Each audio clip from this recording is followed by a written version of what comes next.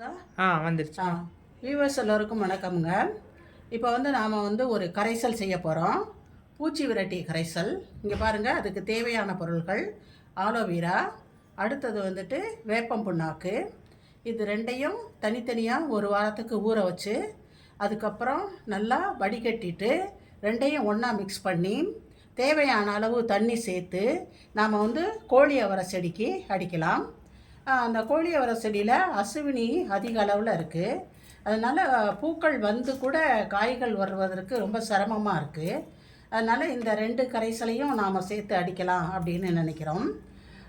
முதல்ல நம்ம நிலவேம்பும் ஓமவல்லியும் போட்டு செஞ்சப்போ இந்த கசப்புக்காக பூச்சிகள் எல்லாம் ஓடிடுச்சு. மற்ற செடிகள்ல எல்லாம் சிறகவரை, தம்பட்டை அவரை இதுங்கள்ல எல்லாம்.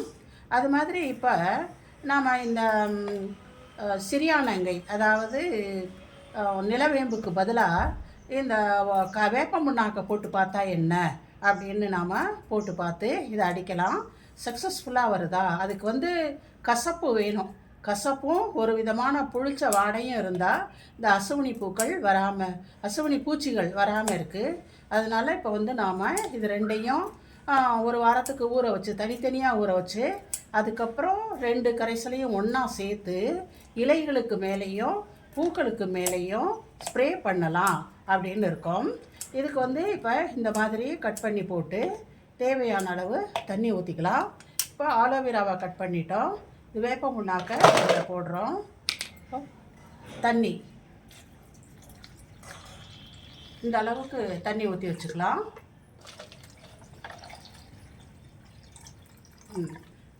ரெண்டையும் மூடி போட்டு மூடிட்டு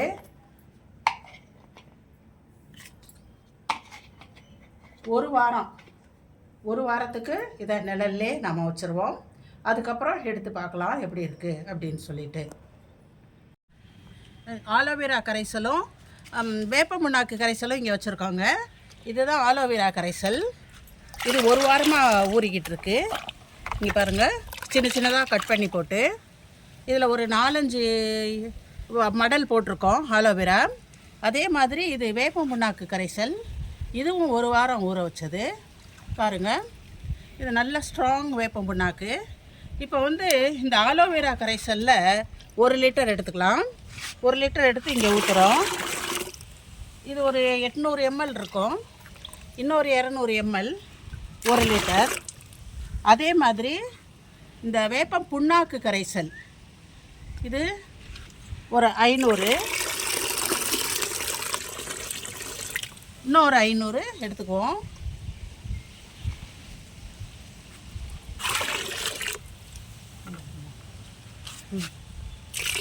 இப்போ ஆலோவேரா கரைசல் 1 லிட்டர், வேப்பம் புண்ணாக்கு கரைசல் 1 லிட்டர் எடுத்திருக்கோம். இது எல்லாமே ஆர்கானிக்குங்கிறதுனால தோராயமாக செஞ்சோம்னா போகிறோம், அந்த எஃபெக்ட் இருக்கும்.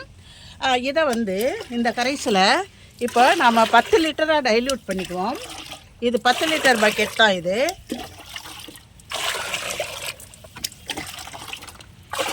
தண்ணி ஊற்றி 10 லிட்டராக டைல்யூட் பண்ணிக்கிட்டோம். பாருங்கள், இப்போ இதை வடிகட்டிக்கலாம்.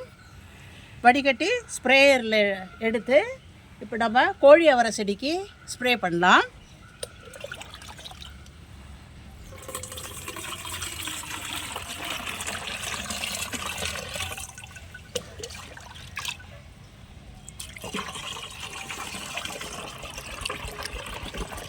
இப்போ இதில் கோழி அவரை செடிக்கு ஏன் இதை ஸ்ப்ரே பண்ணுறோம் அப்படின்னா, வேப்பம் புண்ணாக்கு கரைசல் நல்ல கசப்பு.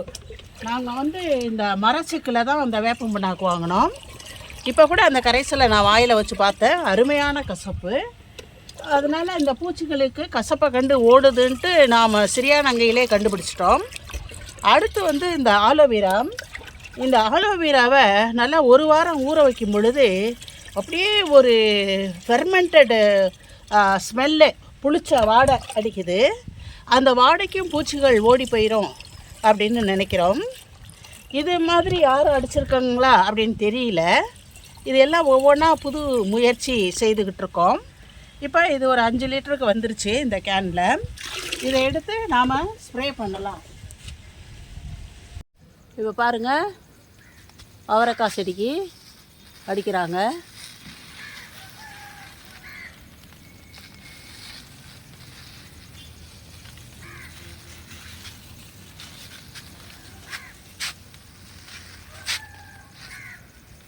நல்லா நல்லா நனைகிற மாதிரி. மேலே மேலே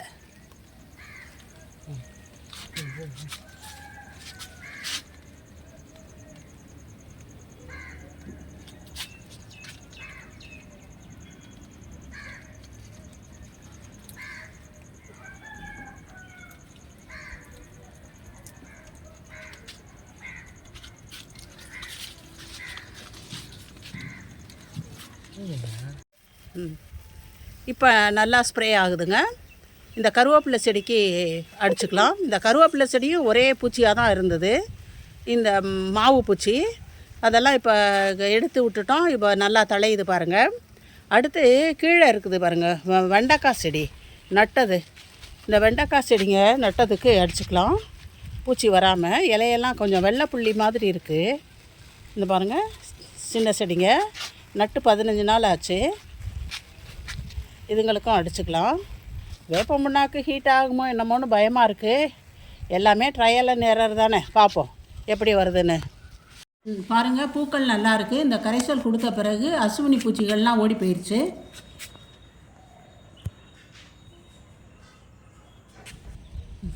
கோழி அவரை முதல் அறுவடைங்க. இது பாருங்கள், நல்லா காய்ச்சிருக்கு. இது முதல்ல இவ்வளோ காய் காய்ச்சிருக்கு. இப்போ நிறையா பூ வச்சுருக்கு. சின்ன சின்ன பிஞ்சுகளும் நிறையா இருக்குது. இந்த கோழி அவரை காய்க்குமான்னு இருந்தோம், இப்போ காய்ச்சிருச்சு. அதனால் ரொம்ப சந்தோஷம். உங்களுக்கு எல்லாம் இந்த கோழி அவரை அறுவடையை காட்டுறோம், முதல் அறுவடை. ஆகவே இந்த கரைசலை பூச்சி விரட்டியாக பயன்படுத்தலாம். இந்த வீடியோ பிடிச்சிருந்தால் லைக் பண்ணுங்கள், ஷேர் பண்ணுங்கள், சப்ஸ்கிரைப் பண்ணுங்கள். நன்றி, வணக்கம்.